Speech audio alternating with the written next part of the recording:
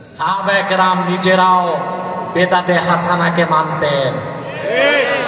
এই যে কেউ কেউ বলে তিন যুগে যা ছিল না তাই বেদাত, এটা মূর্খতা। সাহাবায়ে কেরামের যুগেও বেদাত ছিল, এটা বেদাতে হাসানা ছিল। বুখারী শরীফে হাদিস নাম্বার 1103, কত নাম্বার?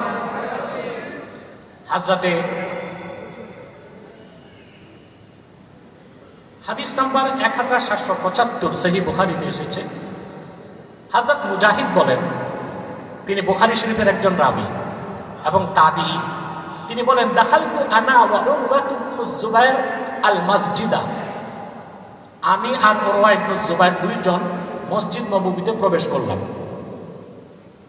ফাইদা আব্দুল্লাহ ইবনু উমর রাদিয়াল্লাহু আনহুমা জালিসুন ইলা হুজরাতি আয়েশা রাদিয়াল্লাহু তাআলা আনহা।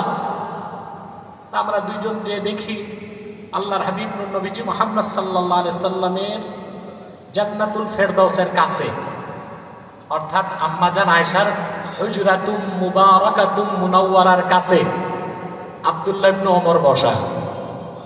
কে বসা? তিনি কি ছিলেন? সাহাবী। সাহাবী ইবনু সাহাবী, সাহাবীর ছেলে। وَإِذَا نَاسٌ يُصَلُّونَ فِي الْمَسْجِدِ صَلَاةَ الضُّحَى।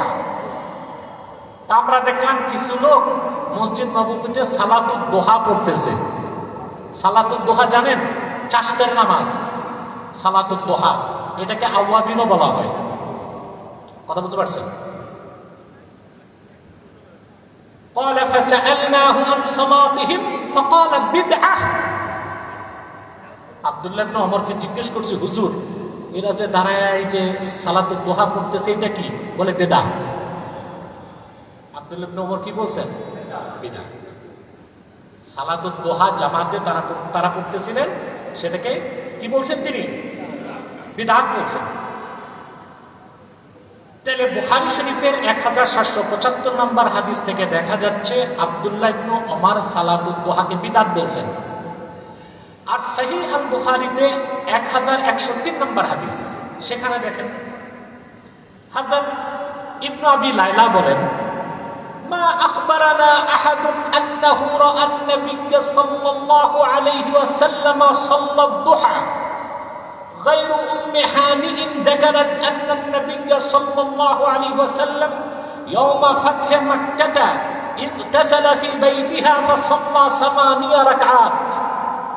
সেই বুখারী শরীফের হাদিস, হাদিস নাম্বার 1103।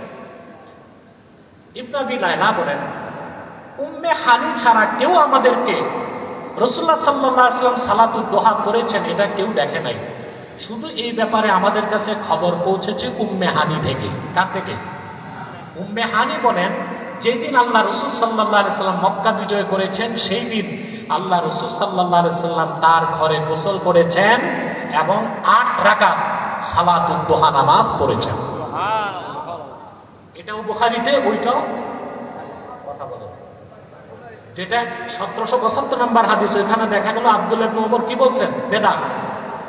আর বুখারী শরীফে 1103 নম্বর হাদিস উম্মে হানি থেকে বর্ণিত, সেখানে দেখা যায় সালাতুদ দোহা পড়া কি? সুন্নাত। এখন দুই হাদিসের তারতম্য নাই, আর সেটাকেও ফাথুল বারীতে আল্লামা ইবনে হাজার আসকালানী বেদাতে হাসানা বলছেন।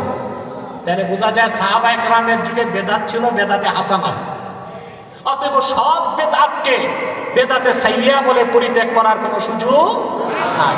কোন বেদাতটা বেদাতে সাইয়্যা, কোন বেদাতটা পরিত্যাজ্য? এক প্রকার বেদাত হচ্ছে বেদাত ফিল ইতিকাদ, আকীদায় বেদাত। ওই রকম বেদাতীরা কেউ কেউ কাফের, কেউ কেউ ফাসিক, কেউ কেউ বাতিল, যেমন 72 ফেরকা, এদের গন্তব্য জাহান্নাম। আর মুসলমানদের মধ্যে যারা বেদাতে সাইয়্যা করবে, বেদাত ফিল আমাল, আমলের মধ্যে বেদাত থাকবে, আল্লাহ তাদের হয়তো বা ক্ষমা করবেন। কিন্তু বিদাতে হাসানা যেটা, সেটায় কোনো গুনাহ নাই, বরং সওয়াব আছে। কি আছে? সেটা মুস্তাহাবের দরজা রাখে। কথা বুঝতেছেন ভাই?